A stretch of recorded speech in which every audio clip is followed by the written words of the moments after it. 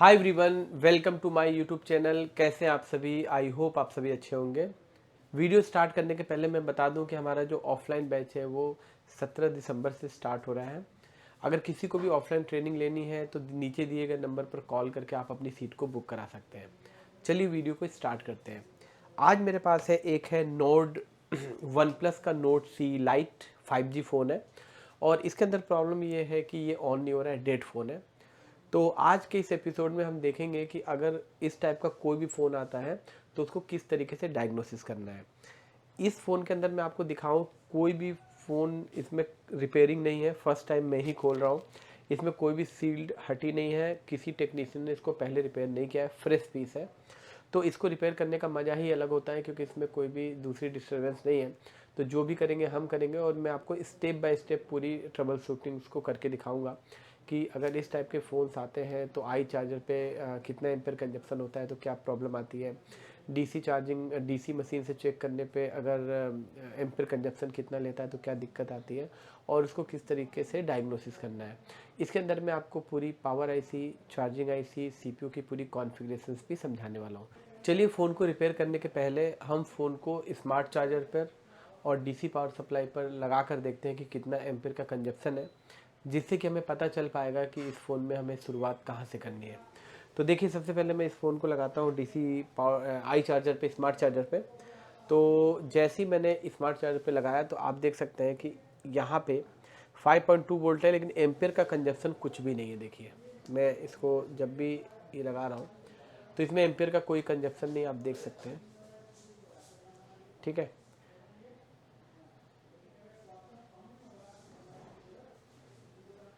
कभी कभी 0.02 लेता है और फिर ज़ीरो हो जाता है। कोई खास एम्पेयर का कंजप्शन नहीं। देखिए, अभी लिया और फिर से ये ड्रॉप हो जाता है। ठीक है, थोड़ी देर बाद फिर से देखिए ड्रॉप हो जाता है।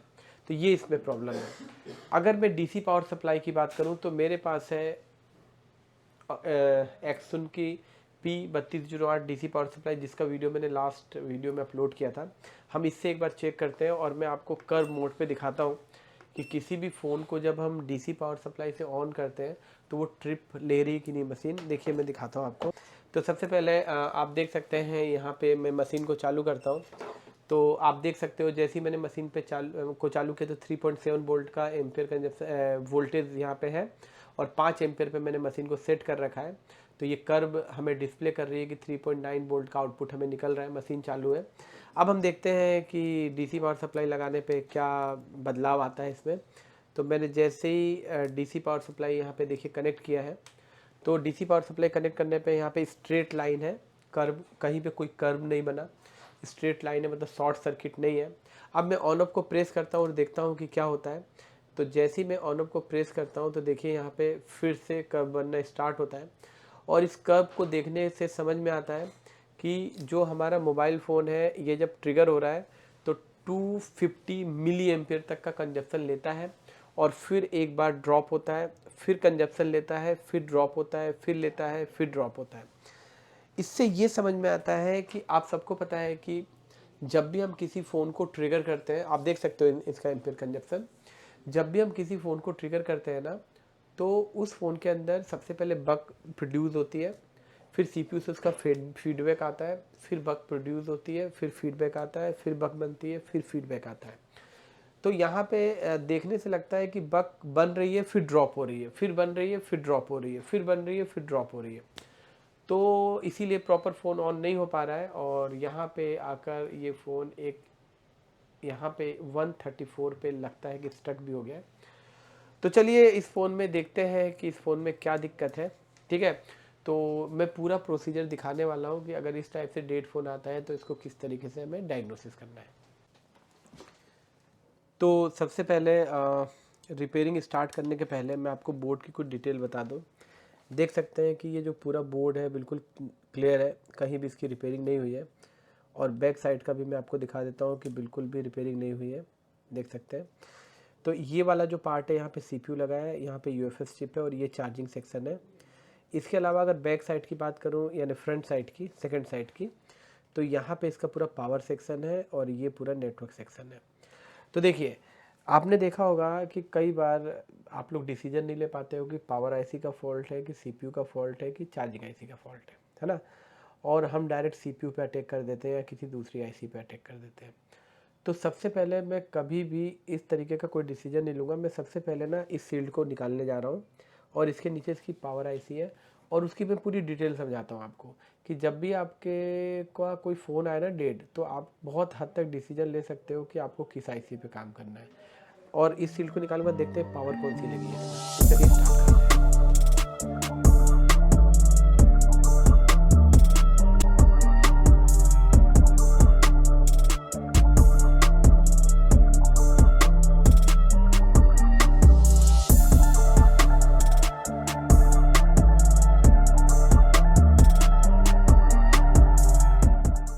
तो इस तरीके से आपने देखा कि आप देख सकते हैं कि ये मैंने शील्ड निकाल दिया है।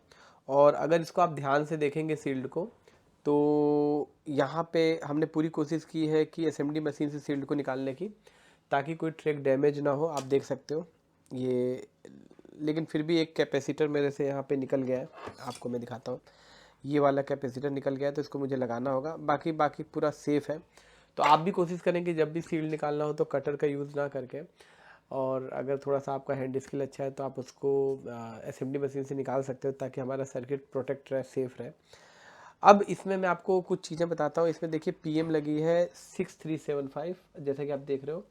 पीएम 6375 एक तरीके की नई पीएम है, ठीक है, जो OnePlus Nord CE lite ने यूज़ किया है। और ये आपको एमआई मोटरोला के फ़ोन्स में भी, 5G फ़ोन्स में भी देखने को मिलेगी। ये जो पावर आईसी है, इसके पास 8 बक कॉइल्स है, जिसमें एक हाई एलडीओ है, एक लो एलडीओ है, और एक मॉडेम है, और एक जीएफएक्स की भी कॉइल है, 2 एपीसी की कॉइल है, और इसमें एक बक वोल्टेज बनती है जो पीएमआर 735 जो आईसी है उसके लिए स्पेशली डिज़ाइंड है। तो इस तरीके से इसमें पूरी 8 बक है। तो सबसे पहले अगर कोई भी डेड फ़ोन है या कुछ बूटिंग लेके बैक हो रहा है या वटेवर जो भी प्रॉब्लम है, तो हमारा प्रोसेस तो ये कहता है पहले आप बग वोल्टेज इसको कंसीडर करो, ठीक है। तो बग वोल्टेज चेक करने के लिए सबसे पहले यहाँ पे मैं चार्जर लगा लेता हूँ। देख सकते हैं आप, ये मैंने लगा लिया, ठीक है। और चार्जर लगाने के बाद एक बार मैं मल्टीमीटर को डीसी पे करता हूँ, और ऑन ऑफ ट्रिगर हो रहा था तो बीपीएस भी बनी रही होगी और ऑन ऑफ पे भी वोल्टेज आ ही रही होगी, तो उसको चेक करने की ज़रूरत नहीं है। अब हम बग को चेक करते हैं। तो देखिए मैं बग चेक कर रहा हूँ तो एक एक करके। तो पहली बग देखिए यहाँ पे, ये है 1.2 या 1.3 हो सकता है कि हाई एलडीओ हो, सॉरी लो एलडीओ हो, हाई एलडीओ नहीं, लो एलडीओ। दूसरी वोल्टेज हम चेक करते हैं यहाँ पे 0.6 से 1.2, आपको पता है बग की वोल्टेज बनती है। और तीसरी वोल्टेज यहाँ पे अगर चेक किया जाए तो ये वोल्टेज नहीं बनी। चौथी वोल्टेज देखते हैं, ये है 0.9 है, मतलब ये भी सीपीयू की लाइन है। और नेक्स्ट वोल्टेज अगर आप देखो तो ये नहीं बनी, बन गई शायद, ये 0 नहीं बनी। फिर नेक्स्ट वोल्टेज अगर देखोगे तो ये भी नहीं बनी, ठीक है, ये नहीं बनी। और उसके बाद नेक्स्ट, शायद मेरी मल्टीमीटर की पिन प्रॉपर कनेक्ट नहीं हो पा रही है, ठीक है। तो मैं एक बार ब्लेड का यूज़ कर लेता हूँ, तो मैं आपको दिखाता हूँ। यहाँ पे अगर आप देख सकें तो ये यहाँ मैं फिर से चेक कर लेता हूँ। यहाँ पे आप देखिए ये है लो एलडीओ 1.3, और ये वाली वोल्टेज यहाँ पे नहीं बनी। देखो आप देख सकते हो ये वोल्टेज नहीं बनी यहाँ पे। एक बार चार्जर फिर से इन करते हैं।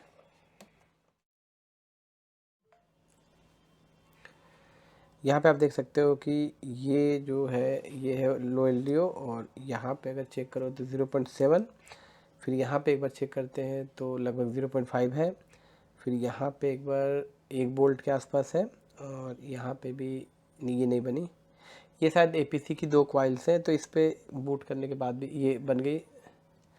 और लास्ट जो हमारी कॉइल है इस पर भी एक बार चेक कर लें, ये भी बन गई, ठीक है। तो इस तरीके से आपने देखा है कि जो भी वोल्टेज 1.3 या 2 वोल्ट के आसपास है, ये अपना एलडीओ वोल्टेजेस हैं। और जो भी 0.6 से 1.2 के बीच में होती है वो बक होती है, जो सीपीयू के लिए होती है, और एक पीएमआर पे जाती है। और अगर कोई वोल्टेजेस नहीं बनती है तो वो मॉडेम की वोल्टेज हो सकती है। और कई बार जो एपीसी वाली वोल्टेज है वो मैंने देखा है कि एक डेड फ़ोन में जब भी हम डायग्नोसिस करते हैं तो कई बार नहीं बनती है। और जब फ़ोन को एक बार चार्जर निकाल के लगाते हैं तो फिर बन जाती है पीसी की कहीं।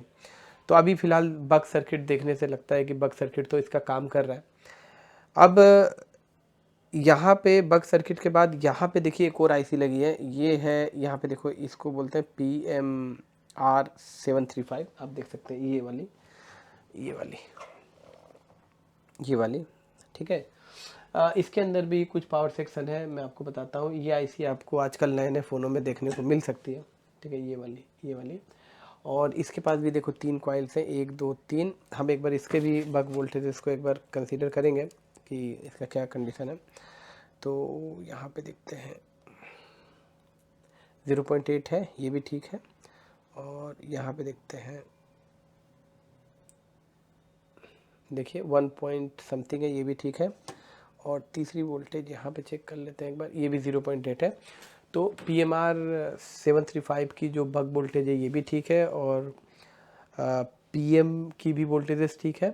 तो कई बार क्या होता है कि जब भी हमारा फ़ोन डेड आता है तो कई बार पावर आईसी की वोल्टेजेस में फ्लैक्चुएसन होते हैं, या पावर आईसी की कुछ वोल्टेजेस बग बनती है और कुछ नहीं बनती है।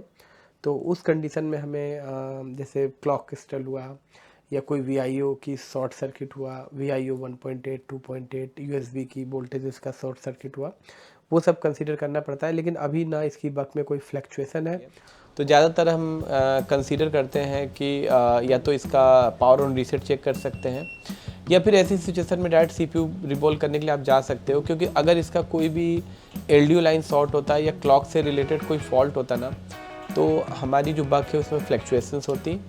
दूसरी चीज़ है, आपने एक चीज़ और देखा था कि जब मैंने DC मशीन पे जब मैंने ऑन किया था तो लास्ट में जाके ये स्टक कर गया था। तो ऐसी सिचुएशन में भी अगर ड्रॉप डाउन केस होता या ड्राइनेस होता तो फिर CPU रिवॉल्व करने जाते हैं। तो मेरा आपसे यही मैसेज है कि आप डायरेक्ट CPU पे अटैक ना करें। सबसे पहले इसके बग को ज़रूर एक बार चेक करें कि बग की सिचुएशंस क्या है। तो अभी प्रोबेबली देखने से ये लगता है कि हमें एक बार CPU को रिवॉल्व करके देख लेना चाहिए। तो चलिए CPU को रिवॉल्व करते हैं।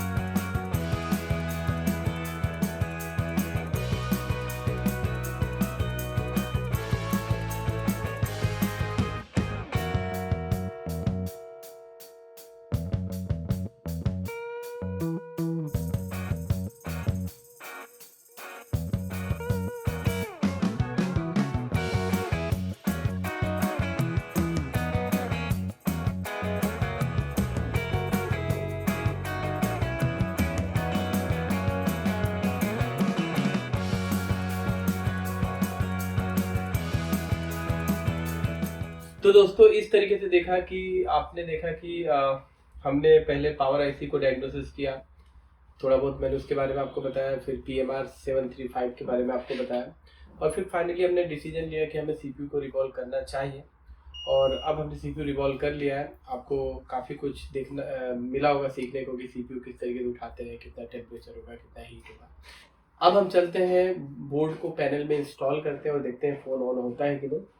तो मैं डायरेक्ट ही मैं इंस्टॉल करता हूँ बोर्ड को और एक बार देख लेता हूँ कि सेट की क्या कंडीशन है।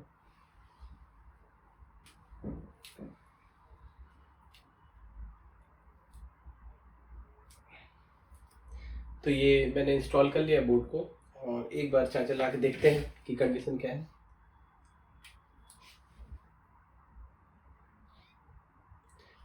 तो इस तरीके से आपने देखा कि हमारा जो पूरा ऑपरेशन रहा वो सक्सेसफुली रहा। इसके अंदर अल्टीमेटली CPU की प्रॉब्लम निकली।